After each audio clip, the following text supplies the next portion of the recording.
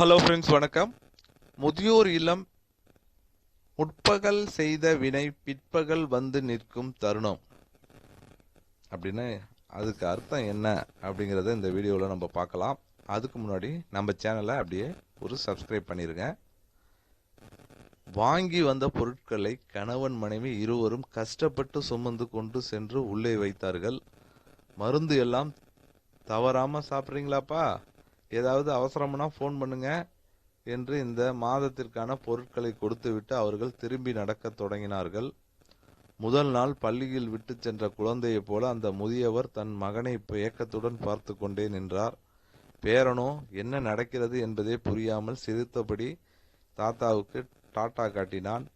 Car மெதுவாக நகர்ந்தது. குழந்தை முன் இருக்கையில் அமர்ந்திருந்தது. மனைவி பின் இருக்கையில் மௌனமாக. சிறிது நேரம் கழித்து குழந்தை தந்தையை பார்த்து கேள்வி கேட்டது. ஏன்பா, தாத்தாவை நம்ம வீட்டிலேயே வச்சுக்காம இங்கே விட்டுட்டு போறோமே? தந்தை இயல்பாக பதிலளித்தார். தாத்தாவுக்கு வயசாயிடுச்சு இல்லையா, அதான் இங்கே விட்டுட்டு வர்றோம்.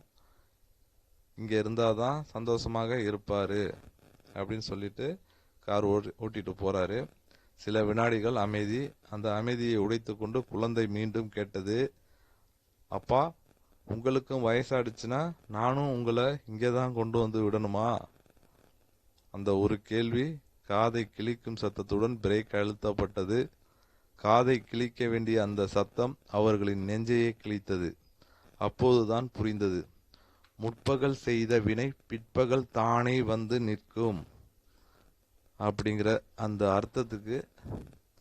முற்பகல் செய்த வினை பிற்பகல் வந்து நிற்கும் அப்படின்னா, நீ இப்போ என்ன பண்ணுறியோ அதுதான் வந்து உனக்கு பின்னாடி நாளைக்கு வரும் அப்படிங்கிறதுக்கு அர்த்தம்.